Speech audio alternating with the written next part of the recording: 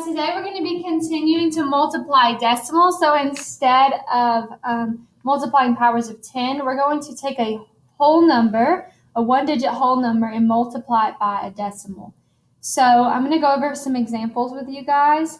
I know on your worksheet it says to use the decimal model to find the product, or it says like draw a quick picture to find the product. You guys don't need to draw any pictures if you do not want to. If it helps you, you can. But I'm going to show you an easier way to do it instead of having to draw all those squares. So if we look at the problem 5 times 600.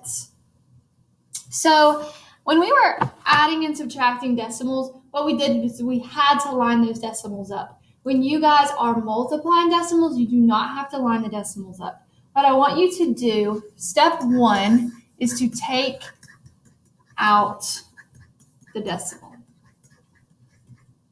So we are going to take out that decimal. So we're just going to get rid of that for now, but we need to remember where it was, because that will come in play later. So when I take out that decimal, this becomes 006, which is just take away those zeros because 006 is the same as 6. So what we have here is 6 times 5.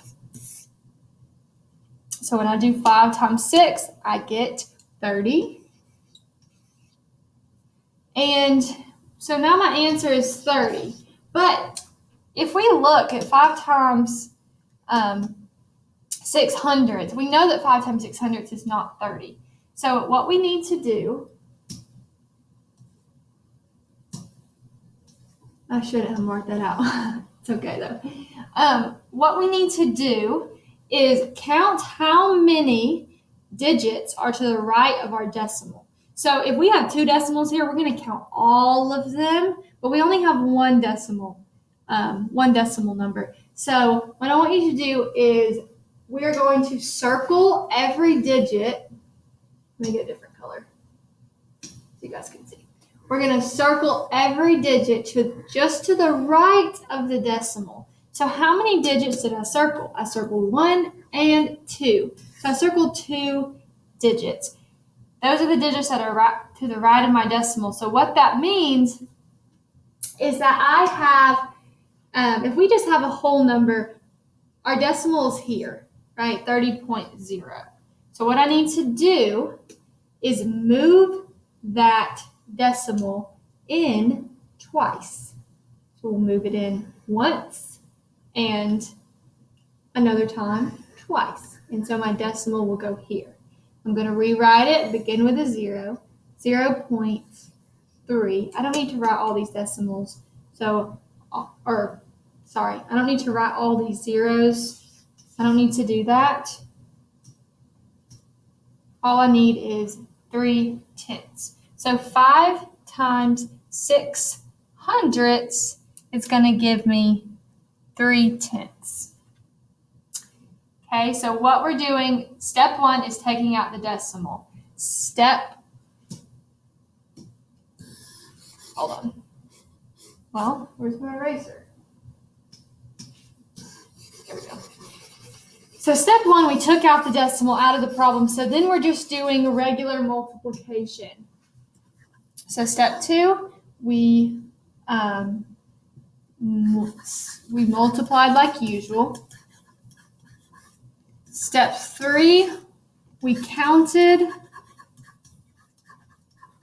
how many digits to the right of the decimal.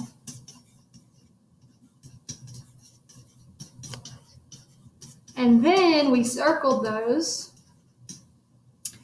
and we put our decimal back in that many times, or that many place values. So so then you'll put your decimal back. And that's something you really need to remember to do. So if you're taking it out, you got to put it back in. So we're going to go over another problem just so you guys get this. So take out the decimal, multiply. We counting how many digits to the right of decimal, and then we put our decimal back that many times, that many place values. Okay, so let's do another one together. So if I have 2 times 38 hundredths, so my first step is to just take the decimal out. So I'm going to rewrite it as 2 times 38. Okay, so to solve 2 times 38, I suggest we stack it up over here. Big number goes on top, smaller number goes on the bottom.